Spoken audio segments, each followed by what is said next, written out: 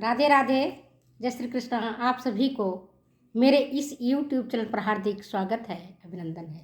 प्यारे बच्चों, आज मैं आपको सामुदायिक विकास के अर्थ, तात्पर्य और उद्देश्य के बारे में बताऊंगी। पहले हमें समझना है कि सामुदायिक विकास है क्या, किसको कहते हैं हम सामुदायिक विकास।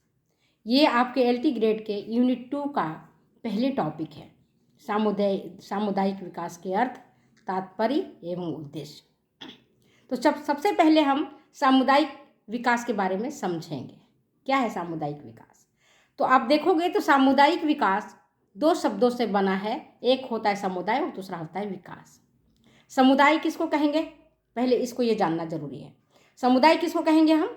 देखिए, समुदाय कहेंगे उसको हम जो एक निश्चित भौगोलिक क्षेत्र में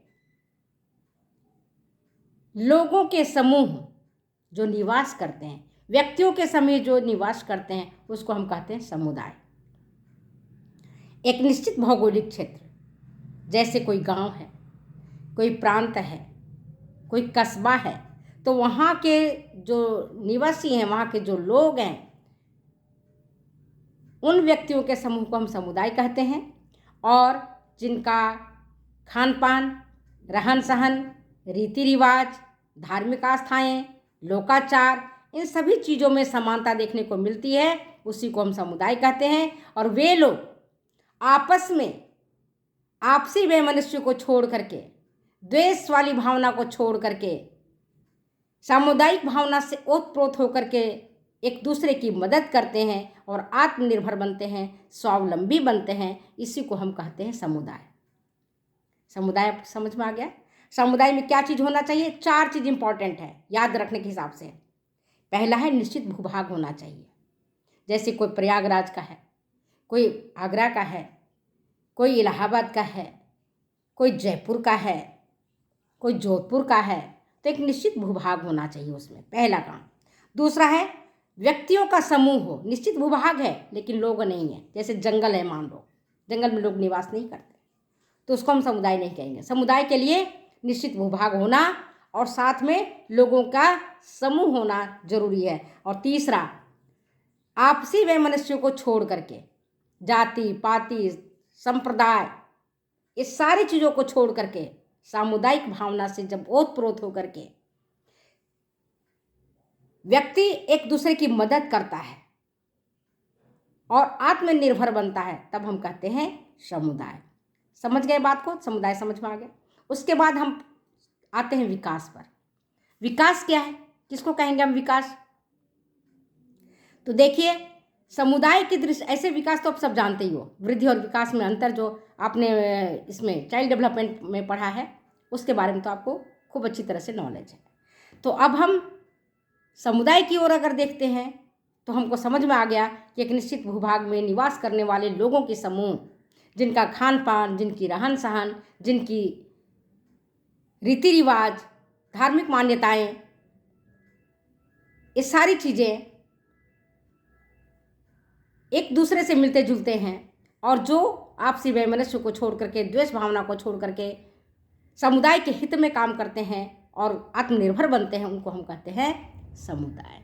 इसके बाद विकास की जब बात आती है तो सामुदायिक दृष्टिकोण से अगर हम देखते हैं तो सामाजिक संबंधों की उन विशिष्ट दशाओं में वृद्धि लाना, नीचे ले जाना विकास नहीं है। विकास कब है? जब हम ऊपर की तरफ बढ़ते हैं, ऊर्ध्व गति की ओर बढ़ते हैं, ऊपर की तरफ बढ़ते हैं, विकास कहलाता है। जैसे गांव में सड़क का निर्माण करना, गांव में हॉस्पिटल बनाना, गांव में स्कूल बनाना, गांव में कॉलेज बनाना, सामुदायिक भवन बनाना, इस है ना, ये सारी चीज़ें विकास के अंतर्गत गिना जाता है, जिसके कारण समाज की, लोगों की योग्यता और क्षमताओं में वृद्धि होती है और निम्न जीवन स्तर से उच्च जीवन स्तर की ओर व्यक्ति कदम दर कदम आगे बढ़ता है। उसको ही हम विकास कहते हैं। अगर हम ए.बी. हॉलॉक की दृष्टि से देखें तो देखते हैं कि विकास में खास करके 3 शब्दों पर बल दिया गया है। पहला, प्रोग्रेसिव, विकास आगे की तरफ होता है। विकास कभी नीचे की तरफ नहीं होता है, विकास ऊपर की तरफ होगा। फिर क्रमानुसार होता है विकास, क्रम से आगे आगे से आगे आगे से आगे बढ़ता है। और तीसरा है परिवर्तन, कभी भी संबंधहीन नहीं होता है। हर संबंध में, हर परिवर्तन में कोई न कोई संबंध देखने को मिलता है। तो ये है विकास। विकास आपको समझ में आ गया, विकास है क्या और विकास की क्या मान्यताएं हैं। अगर हम विकास, सामुदायिक विकास के परिभाषा पर एक बार और दृष्टिपात करते हैं, अच्छे से समझते हैं, तो हम क्या देखते हैं कि समुदाय निश्चित विभाग में रहने वाले लोगों के समूह को कहते हैं, जो मिलजुल करके एक दूसरे की भावना से ओतप्रोत होकर के एक दूसरे की सहायता करते, एक दूसरे की मदद करते हैं और भौतिक संसाधनों को उपयोग में लेते हुए प्राकृतिक संसाधनों का अधिकतम उपयोग करते हैं। सरकार से आर्थिक और तकनीकी सहायता प्राप्त करते हैं, ग्रामीणों के खुद के कल्याण के लिए काम करते हैं, उसको हम कहते हैं सामुदायिक विकास। और ये नीड बेस्ड होता है, आवश्यकताओं की पूर्ति के लिए आर्थिक और वित्तीय सहायता सरकार के द्वारा उपलब्ध करवाई जाती है। समस्या समाधान के लिए तकनीकी सहायता की जरूरत होती है। और फिर ग्रामीण लोग अपनी समस्याओं को खुद समझते हैं, अपनी समस्याओं का निराकरण करने के लिए नेतृत्व विकास के माध्यम से लोगों को, मतलब प्रशासन को जागरूक करते हैं कि हमारे गांव में किस चीज़ की आवश्यकता है, स्कूल की है, कॉलेज की है, सड़क की है, पेयजल व्यवस्था नहीं है, या हमें कोई तालाब की आवश्यकता है, या हमें कोई बावड़ी की आवश्यकता है। ग्रामीण जनता अपनी आवश्यकताओं को समझते हैं, अपनी समस्याओं की पहचान करते हैं और फिर उसको आगे से आगे नेताओं के माध्यम से आगे बढ़ाते हैं और उसकी पूर्ति के लिए अथक प्रयास करते हैं। तो सामुदायिक विकास आपको समझ में आ गया होगा। अब हम देखते हैं सामुदायिक विकास के क्या उद्देश्य हैं। तो सामुदायिक विकास का मुख्य 3 उद्देश्य है। पहला उद्देश्य ग्रामीणों का सर्वांगीण विकास करना, ग्रामीणों का चहुमुखी विकास करना।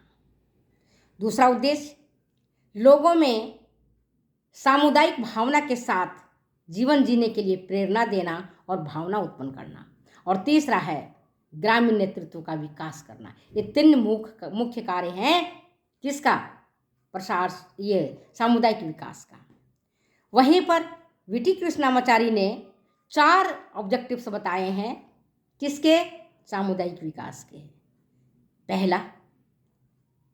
पहला क्या है, जो ग्रामीण बेरोजगार हैं उनको रोजगार उपलब्ध करवाया जाना चाहिए।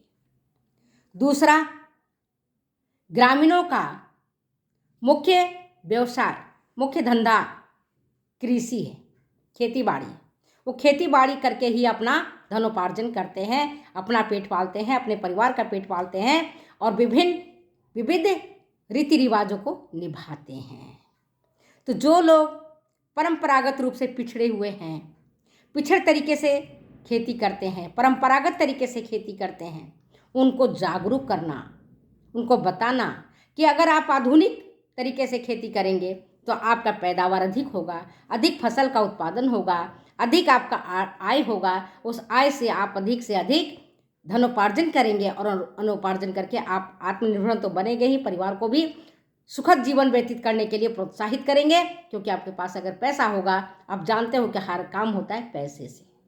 पैसा नहीं तो आपकी बुद्धि भी रखी की रखी रह जाएगी, आप कुछ नहीं कर सकते। बहुत इंटेलिजेंट लोग हैं, लेकिन अगर उनके पास पैसा नहीं है तो वो भी मूर्ख की तरह जीवन जीते हैं, असहाय की तरह जीवन जीते हैं, ये आप भी जानते हैं।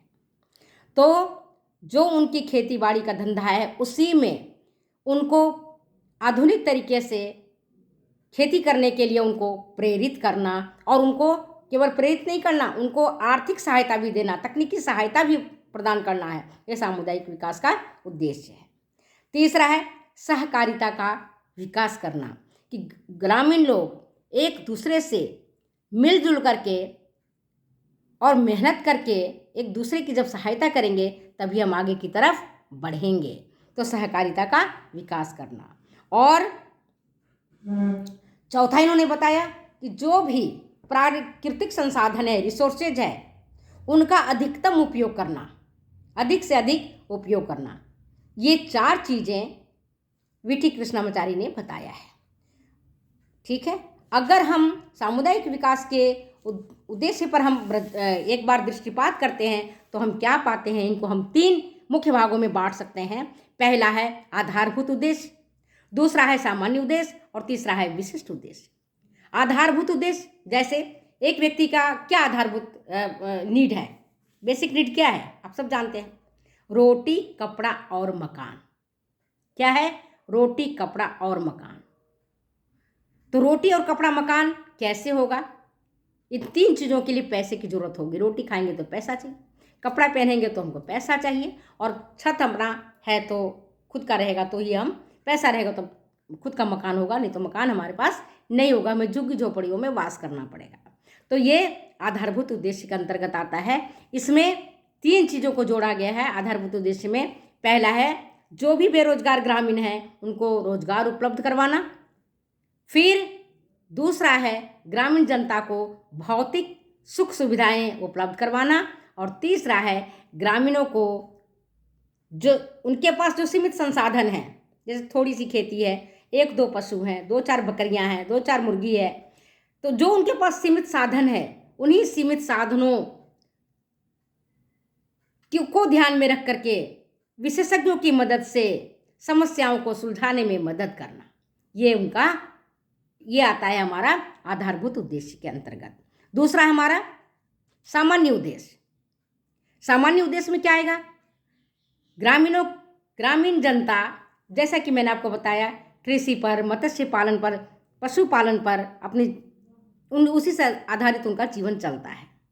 जो समुद्र के किनारे रहते हैं वो मत्स्य पालन का काम करते हैं, पशुपालन का काम करते हैं, है ना।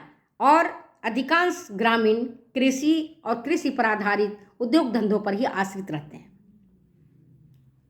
तो उन कृषि से आधारित, अब ये जो चीज़ मैंने आपको बताई, पशुपालन से संबंधित, मत्स्य पालन से संबंधित, मधुमक्खी पालन से संबंधित, इनका विकास करना और इन्हीं से जुड़े हुए उद्योग धंधों का विकास करना, ताकि वे पैसा कमा सकें। अल्टीमेटली एक ही गोल है, पैसा कमाना, ताकि उनका जीवन सुखद रहे। बिना पैसे का जीवन तो दुखद ही होता, आपको ही पता है। जिसके पास लक्ष्मी होती है आवाज़ उसी की तेज निकलती है, जिसके पास लक्ष्मी नहीं होती है वो इंटेलिजेंट होते हुए भी बेवकूफ़ बने रहते हैं। इसके बाद कुटीर उद्योगों का विकास करना। फिर स्वस्थ रहना है, अच्छा रहना है तो उनका मकान भी स्वच्छ होना चाहिए, हवादार होना चाहिए। तो वैसे मकान की व्यवस्था करना जो हवादार हो, जो स्वच्छ हो। और चौथा जो इम्पोर्टेंट है वो ग्रामीणों के सुखद जीवन व्यतीत करने के लिए हर क्षेत्र में विकास की योजनाएं बनाना, और योजनाएं केवल बनाना नहीं बल्कि उनको क्रियान्वित करना। और लास्ट में